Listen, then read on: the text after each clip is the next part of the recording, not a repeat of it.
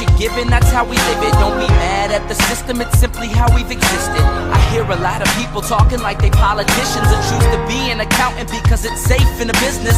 Not because they want to do it, just because they heard it pays. And who the fuck wants to be poor knowing that's how we've been raised? Society is getting heavy, I can feel the weight. The pressure of success is like 100 million pounds of shit. How you guys doing today? It's Anthony Gangi. Welcome to another episode of Tier Talk. Today, me and Russ are going to answer a question from our audience. Someone that has been watching our videos for quite some time, Russ. And it's a question of, and I'll read this question once we come back from the break. But basically, it's inmates trying to connect with you based on your race or your nationality, trying to find that similarity, which I'm sure we're very familiar with. Hey, Russ, how's Keepers of Chaos going?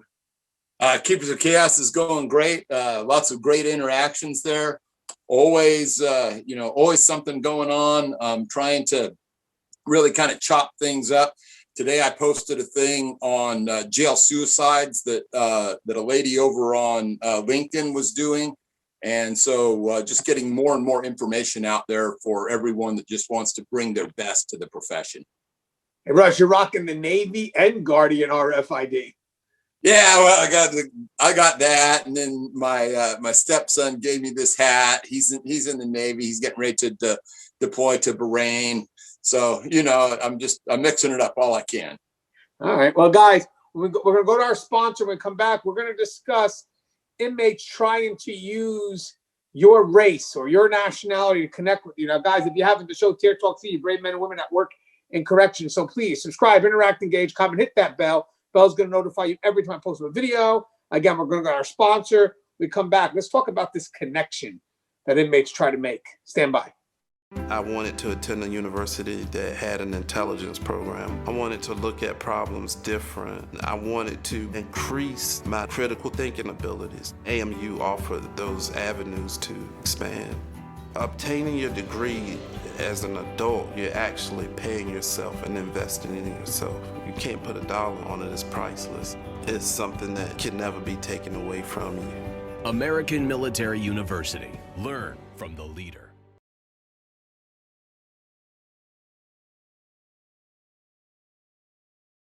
All right, and we're back. So first off, let me just read the scenario real quick. I won't say the person's name. I had an incident with a black male being disrespectful, including yelling and cussing at me. Situation was resolved without use of force. The next day, another inmate, we'll call that inmate X, who he's never had a problem with, comes at this point, comes up to him and begins being disrespectful at every encounter, no matter how small. After a couple of days of this, I pull him to the side and explain, I've noticed you acting unusual lately. What's the problem? His response was, anyone who will let N-I, blah, blah, blah, I'm not going to say the word, just figure it out, talk to them that way, doesn't have a bit of respect from me, and proceeded to try to use the tirade of racial slurs, to which I shut him down every time he used one.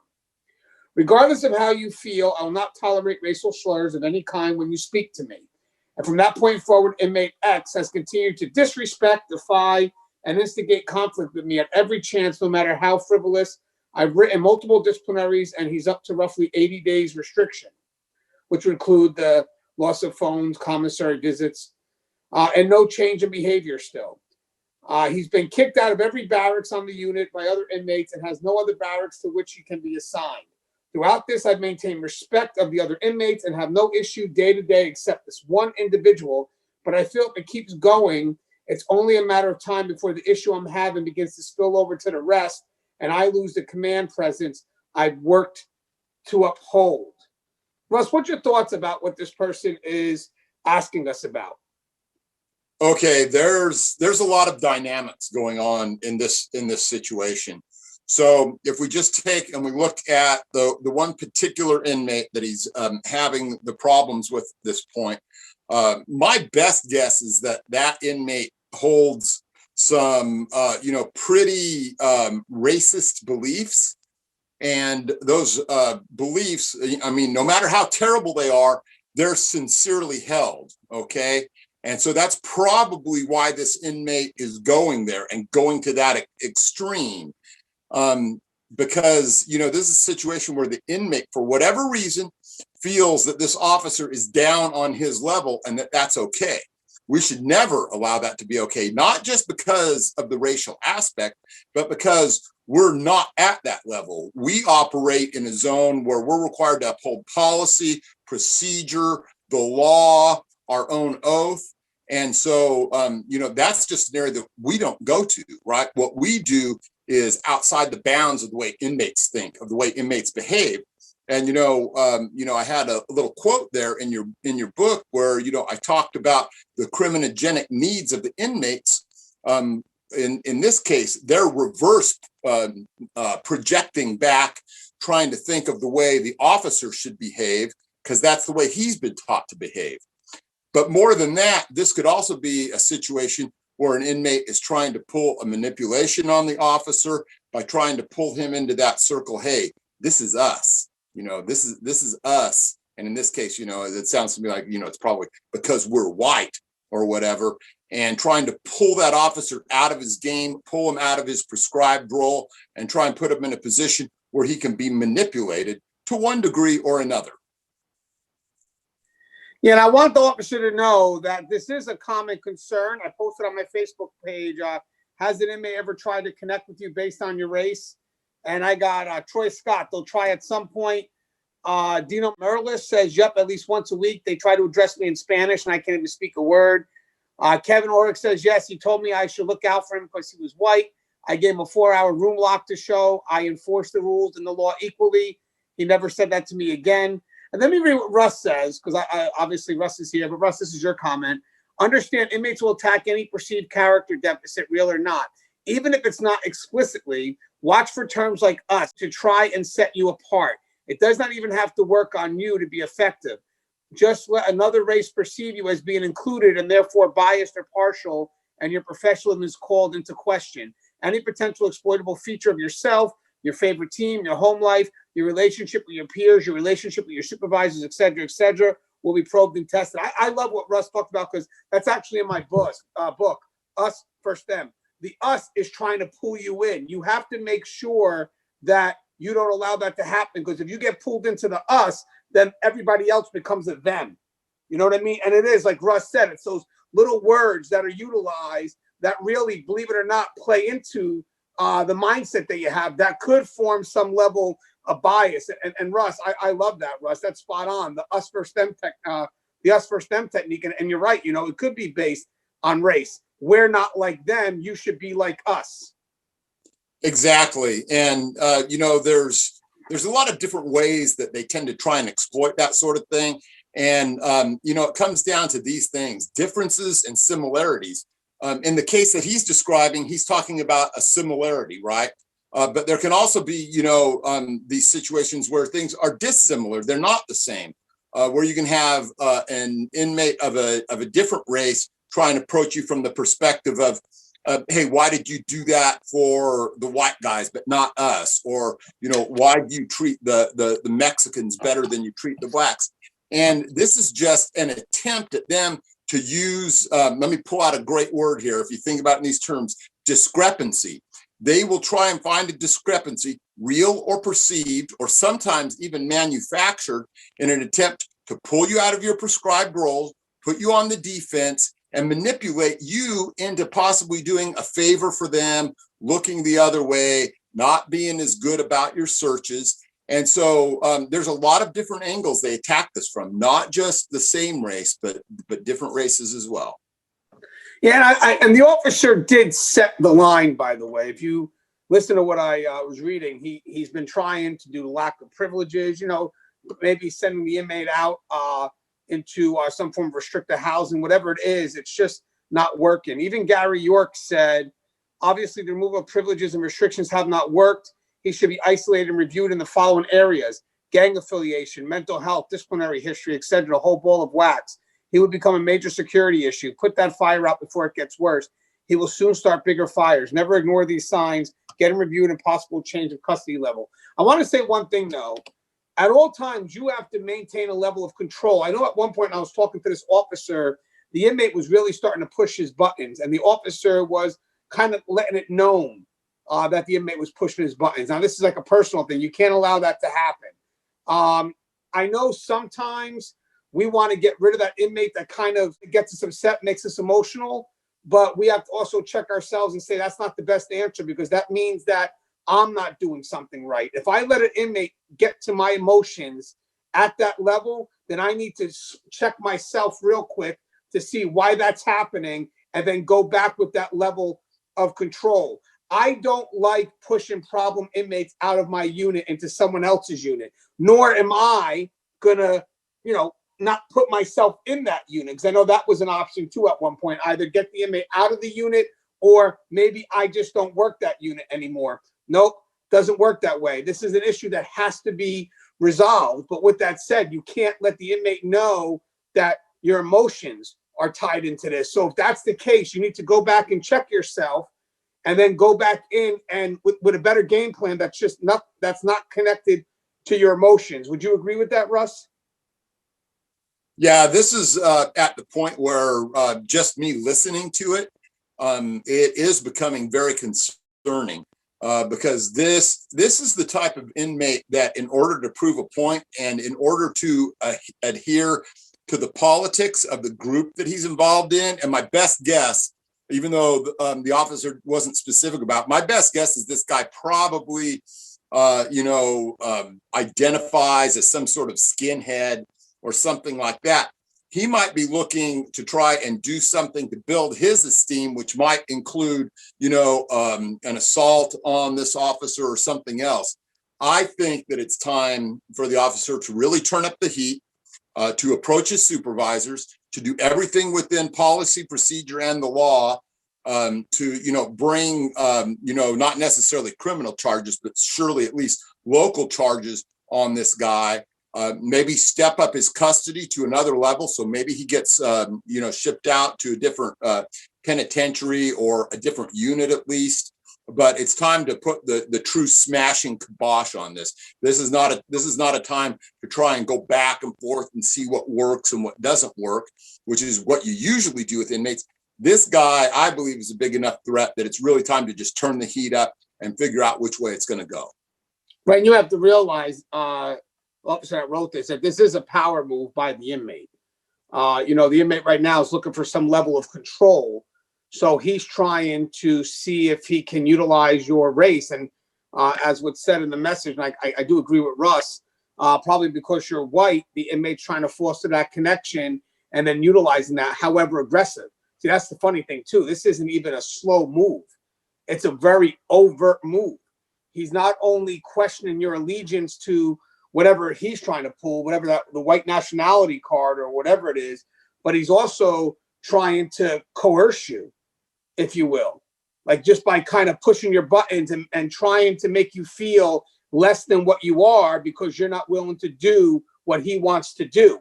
He's basically saying, well, by you not doing this, you're not doing enough for, and I'm assuming it's the white race. Well, it doesn't matter, because again, you're an officer that's supposed to be objective, fair, firm, and consistent.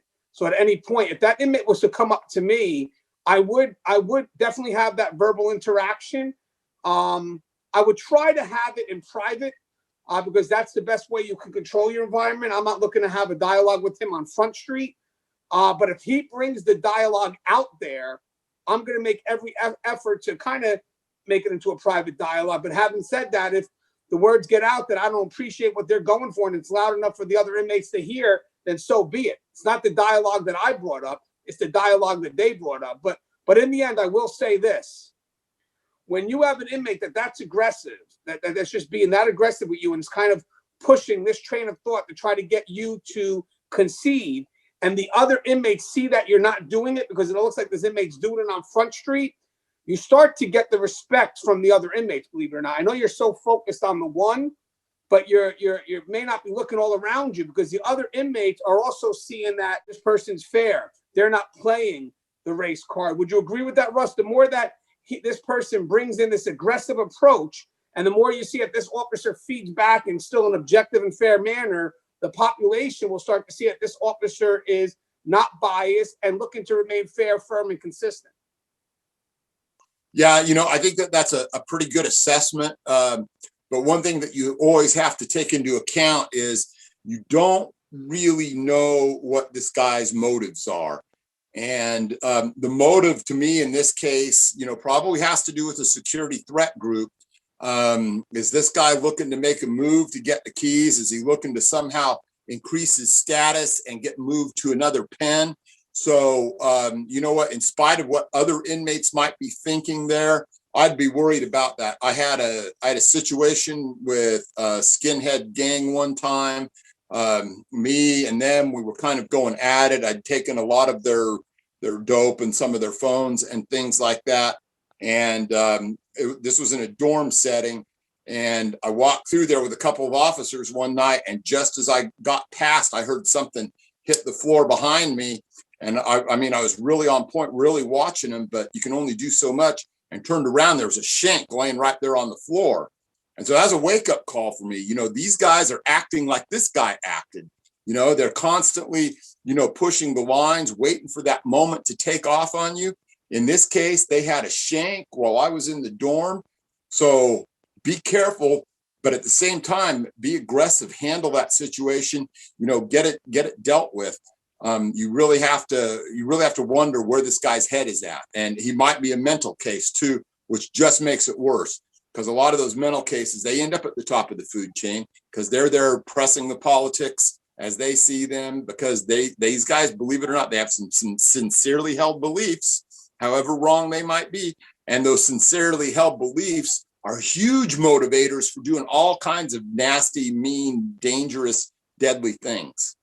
Yeah, what's funny too is you're always being watched by the other inmates as well. So they probably know this inmate's sincere beliefs. So they're loving the chance to see how this interaction works between you and that inmate. And when they see that you're pushing that inmate, when they see that you're constantly writing the inmate up, doing what has to be done, that's all you can do. I mean, literally, write the inmate up, inconvenience the inmate, keep on sending the inmate, into lock. I mean, I don't know if there's any type of undue charges that the inmate's trying to pull with connected to this race thing. I mean, I wish there was, but most of the time there's not. But I'm sure you could be creative.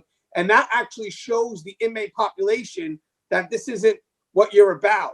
I think that's the key. I think you were so focused in this message about dealing with the one, and I think you've been dealing with the one pretty effectively. And I think what happens here now is the other inmates are going to see that, and they're going to know, okay, this is something that, is being fair, firm, and consistent. I think in the process of you dealing with this inmate, like I mentioned before, the respect that you have from the other inmates is definitely going to increase because, again, you're doing what needs to be done. Hey, Russ, anything you'd like to say in closing? Yeah, guys, as you go through your career, you're going to have some inmates like this that stand out in your mind that you're going to come across that are going to create significant problems for you. They're going to be like your arch nemesis, if you will. So, you know what? Stay on point. Be sure you have policy and procedure behind you. Make sure that you don't back down. Make sure that, you carry the fire to them and eventually resolve it. I've had these situations come up on me a number of times in my career. And, it's just one of those things. If you're an active officer out there, if you're a proactive officer out there, if you're out there, making a difference and making impacts on security and their dope dealings and all of their phone deals and stuff, at times you're going to be targeted.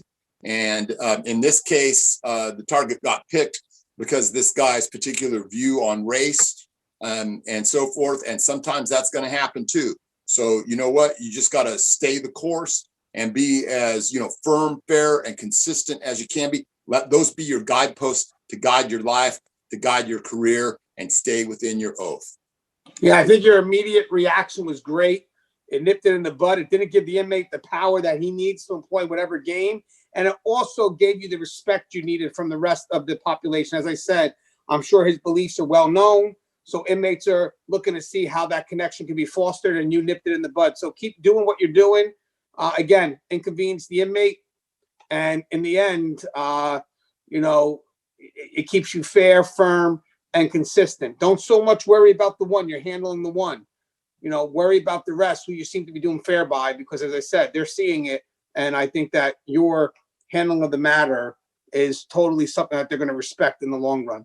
As always, guys, the show is tiered. If you haven't, please subscribe, interact, engage, comment, hit that bell. Bell's going to notify you every time I post a video. Stay safe.